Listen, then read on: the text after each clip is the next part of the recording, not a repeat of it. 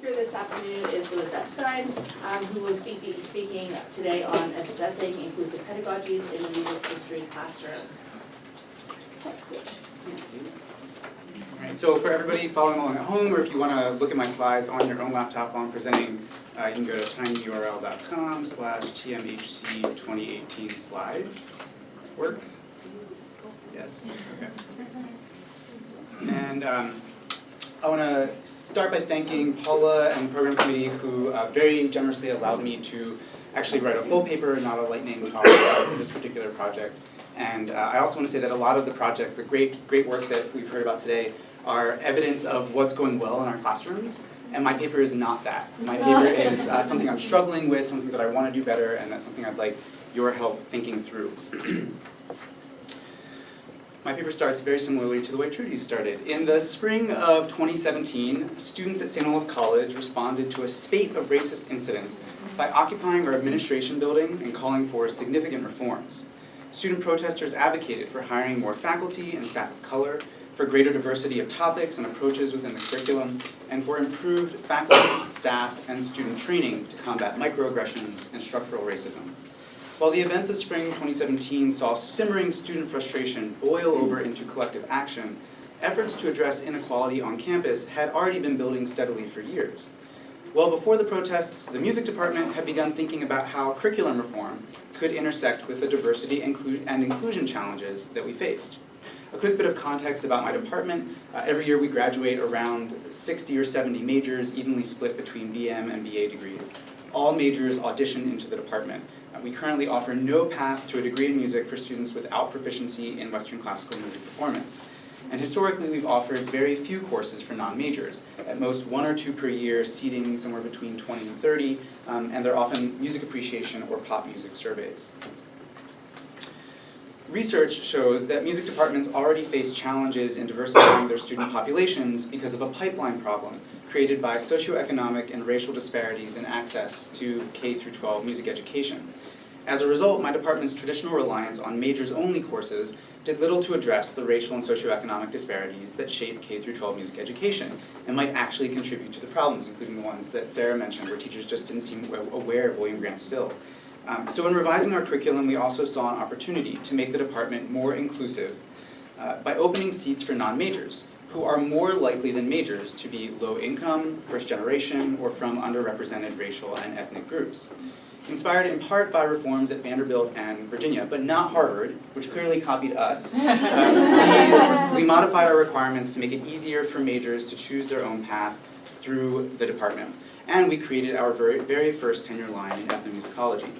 We dropped our 2-semester music history survey in favor of a 1-semester introduction to musicological approaches and methods, and that's the class I'll be talking about today. In the new curriculum, it is now possible for non-majors to take both introductory and upper-level major requirements as electives for the very first time.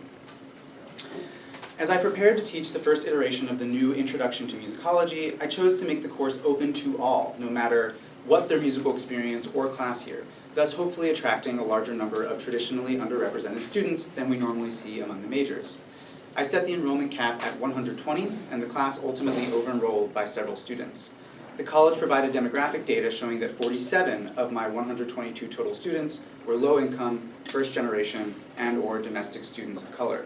This meets or exceeds the college-wide average, and certainly represents the largest proportion of underrepresented students I've had in any class in my 4 years at St. Olaf. Bringing in underrepresented students was a good start in our efforts to diversify the department, but it wasn't enough. I also needed to know whether traditionally underrepresented students were well supported in a class that still included a majority of majors with vast musical experience. I decided to use empirical methods to compare the musical preparation of students with their performance on assessment measures. And I started with a hypothesis that majors and non-majors would perform equally well in class, and this was my hubris talking. Today I'll present the initial results of my research, which I hope will be the beginning of a much broader effort to study inclusion in music classes, thus bringing our discipline in line with other disciplines that boast robust, higher ed-focused empirical research on the topic. My purpose is twofold. First, to offer a model for empirical research in musicology classes, and second, to call for targeted interventions to improve access and inclusion in all of our classes, no matter what kinds of students we're teaching. I was privileged, oh sorry, that was my slide I forgot. So how does prior musical preparation affect student performance in an introductory musicology class was my question, and I hypothesized that majors and non-majors would perform equally well in the class. I was privileged to conduct this study with support from a Mellon-funded initiative at our college called To Include is to Excel, and that allowed me to hire 2 student research associates. And I fully recognize my privilege in doing this work, and I understand that it's really hard to do without funding and a lot of time. But I do want to introduce my students because this research is definitely as much theirs as it is mine. Hi, I'm Taylor Rocknick. I'm a senior math and religion double major with staff conservation. And I'm Anna Perkins, and I'm sewing and question theory. They're outtakes, but we won't watch those. Here's how we set up the study. First, I designed the syllabus in a way that I hoped wouldn't privilege students with extensive music theory, lessons, or performance experience, or disenfranchise students without. And you can access the syllabus via this link if you'd like to peruse the topics. It's a pretty wild syllabus. I cast a wide geographic and chronological net looking to decolonize, as Margaret talked about this morning. I avoided style analysis and style history. I de-emphasized notation. I emphasized salient, audible musical details over latent ones. I relied heavily on Christopher Small's notion of musicking to define the scope of our inquiry, and applied various critiques of the work concept. In class, in place of overwhelming details regarding a litany of composers and their pieces, I created space for practicing critical thinking, analytical methods, self-reflection, and research methodology. I lectured approximately 10 to 15 minutes per 55-minute class period. Just as I designed the syllabus to focus on approaches and methods rather than music historical content, I changed my assessments to measure students' ability to apply methods and skills rather than regurgitate content knowledge. They still needed to have content knowledge, of course. I have a couple of examples from the midterm exam to share with you. So it's hard to see. So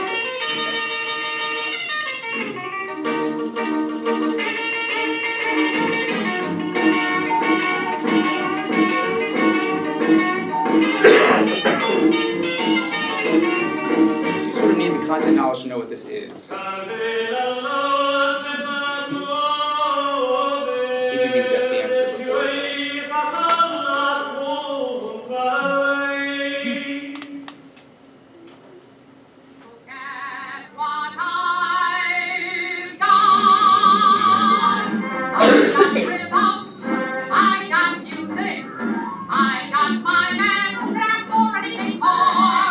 Got it? Okay, good job. He was involved. No. Here's one more question.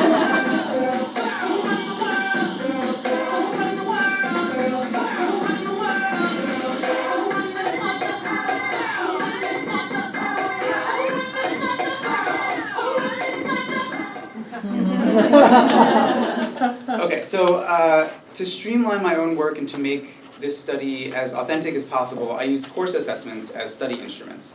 Students received course credit for taking pre- and post-tests, 2 quizzes, and a midterm, all administered through our LMS, Moodle, and all of which we could study on a student-by-student and question-by-question basis. Students earned their attendance and participation grades by answering in-class questions through the polling software Poll Everywhere, which provided yet more data to analyze, and I'll just show you what that looks like briefly. So this is so that you don't have to have physical clickers in class. Students take out their phones or they work on their tablets or laptops, and they're able to answer questions. So every day we'd walk into class and students would answer a question about the reading or a sort of think, pair, share style question. Students also completed 2 surveys in which they self-reported musical experience in a number of ways. The 3 crucial self-reported measures of musical experience we collected were whether students were majors or not, how many music courses they had taken, with courses defined to include partial credit lessons, 0 credit ensemble participation, as well as classroom-based courses, and then how many years of musical experience they had as defined by lessons and performance opportunities before or during college. We developed these measures in the survey on our own, but when I repeat this study next spring, I'll also try out the Goldsmith Musical Sophistication Index, which uses measures of aural skills to differentiate between levels of musical ability. Finally, I offered extra credit to students who were willing to be interviewed for the study. 35 out of 122 ultimately signed up, and my research associate Anna administered the interviews so that our informants felt empowered to speak candidly about how they thought the class supported or undermined students with varying levels of musical experience. And we're still going through the interview material. We also now have final course evaluations where I also asked a question about musical experience. So we have a rich collection of data to process. It's going to take some time. However, I can present some initial promising results today. And promising doesn't mean good. It just means results. Okay. Several students elected not to participate in the study, so we ended up with 117 participants. 36 were non-majors, which meant we had enough for statistically significant comparisons with the group of majors. We first compared assessment scores of majors versus non-majors and found that majors scored on average 8.4% higher than non-majors on the pretest. Similarly, majors scored, and P is less than 0.001, so this is significant. Similarly, majors scored 5.6% higher than non-majors on the first quiz, P equals 0.0385. And I won't show you that graph, but it looks very similar to this one. There were just as many cases where the differences between majors and non-majors were smaller or non-existent. For instance, the difference was only 4% on the midterm, P equals 0.03, and removing two particularly unfair questions from the test resulted in an even smaller difference between majors and non-majors that was not statistically significant. And if you're curious, here are the two questions. You can sort of imagine why majors might have had an easier time with these questions than non-majors, even though I obviously taught them all the same.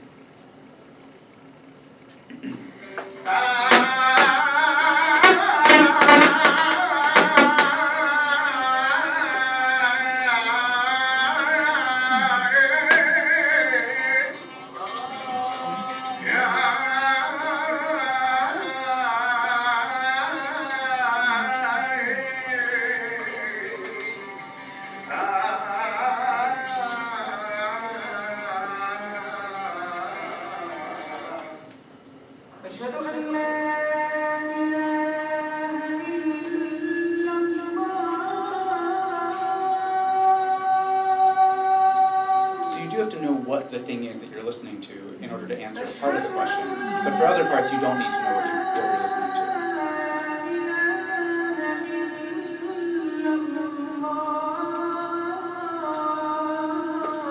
And I think the issue here was that students were having trouble distinguishing between these two genres, which are admittedly very similar, but have a couple of really small differences that will help you set them apart from each other. So the first one was a Syrian pismon, sort of a paraliturgical song, and the second one was the Islamic call to prayer.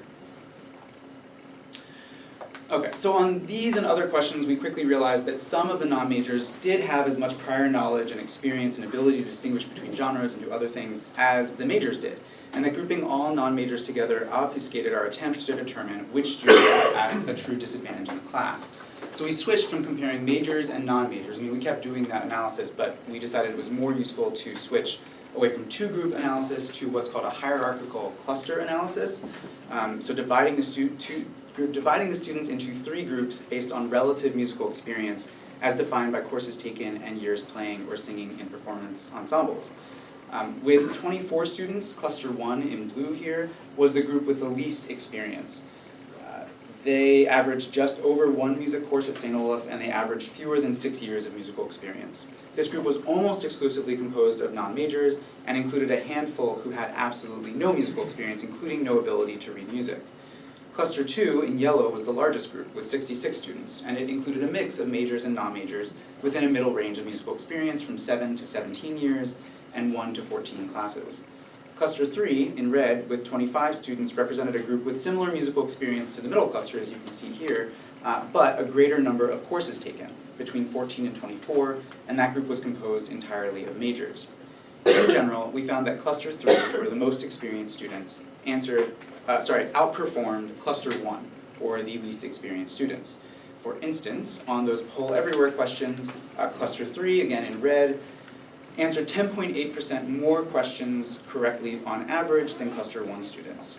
And I'm going to show you a lot of graphs that are going to look very similar. You'll get the idea. On the midterm, Cluster 3 students earned 5.94% higher grades on average than Cluster 1 students, and that's opposed to the 4% difference we measured when it was just majors and non-majors. These results held firm for the pre and post tests, for the two quizzes, and even, to my surprise, for writing assignments. In fact, and most concerning, the gap actually widened between the first and the third cluster on the second quiz when compared to the first quiz and the midterm. with cluster 3 scoring 10.5% higher on average than cluster 1. The one bright spot in all of this gloomy news for me is that there is evidence that the gap between clusters 1 and 3 closed a bit between the pre and post test, suggesting that on average cluster 1 students made the greatest gains in learning, where I could measure actual gains in learning and not measure pre-knowledge. But unfortunately that finding was not statistically significant.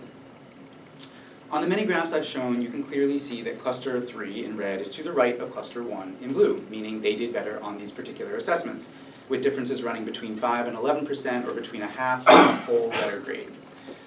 Harder to see is that cluster 2, the largest group of students, did not show statistically significant differences from either cluster 1 or cluster 3, so that would be in yellow here, and the lack of statistically significant difference persisted throughout the course.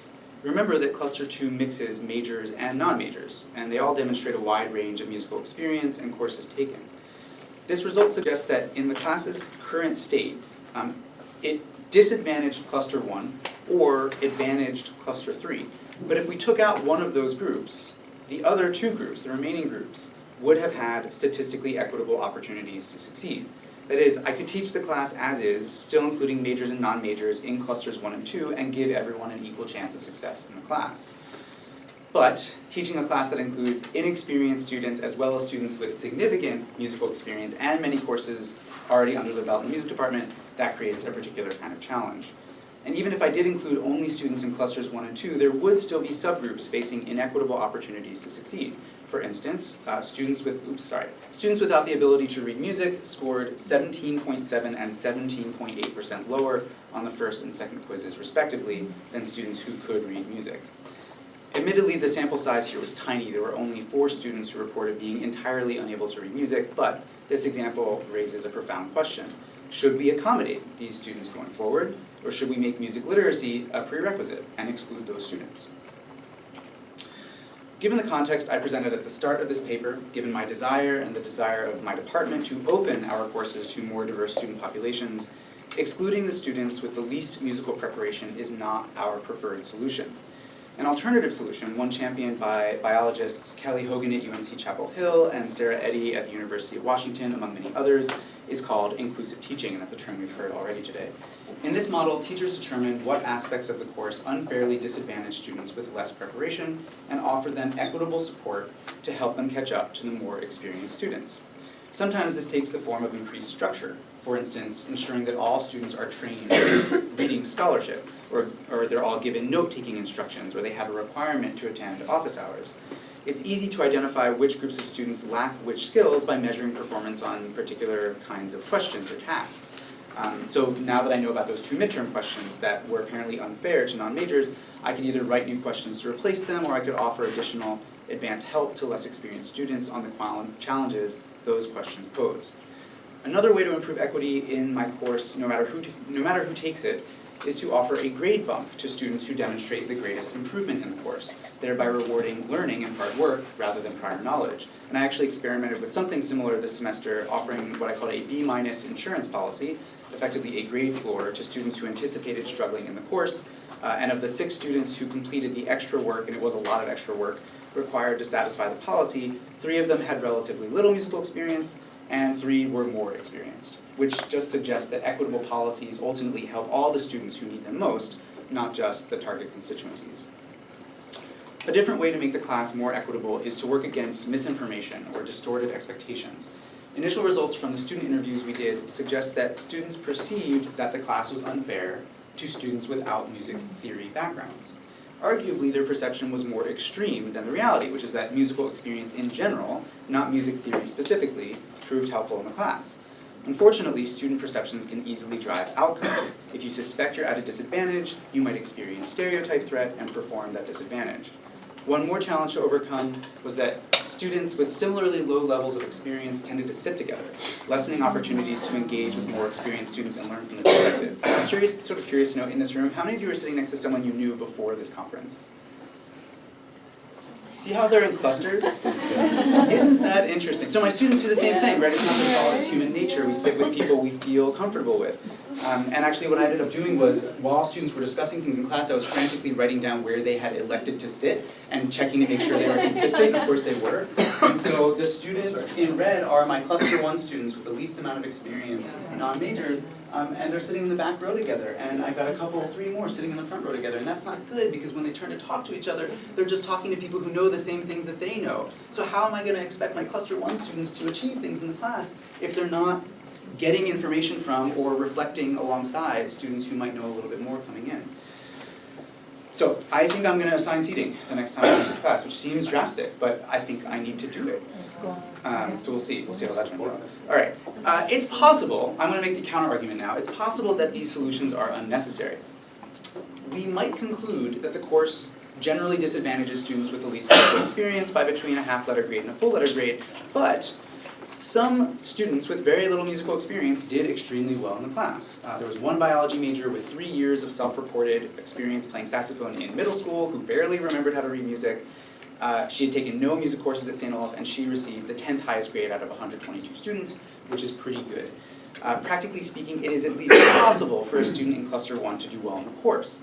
It's also worth noting that music majors enter St. Olaf with a higher average GPA and ACT score than students in the college as a whole, which I was surprised to learn, which is my implicit bias coming out about music majors. So the fact that Cluster 1 was almost exclusively non-majors and generally scored lower on assessments than music majors may say less about fairness in my course than it says about the better than average academic preparation of music majors at St. Olaf.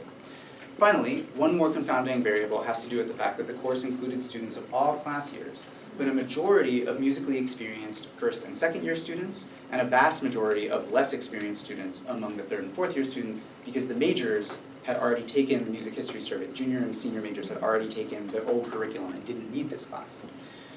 If the youngest, freshest, and most eager students in the class happen to have more musical experience, and if the eldest, most jaded or transactional students in the class happen to have less musical experience, then our results might be affected by differences in student motivation as much as by experience levels. And these are all things to try to measure and account for in the next iteration of the study.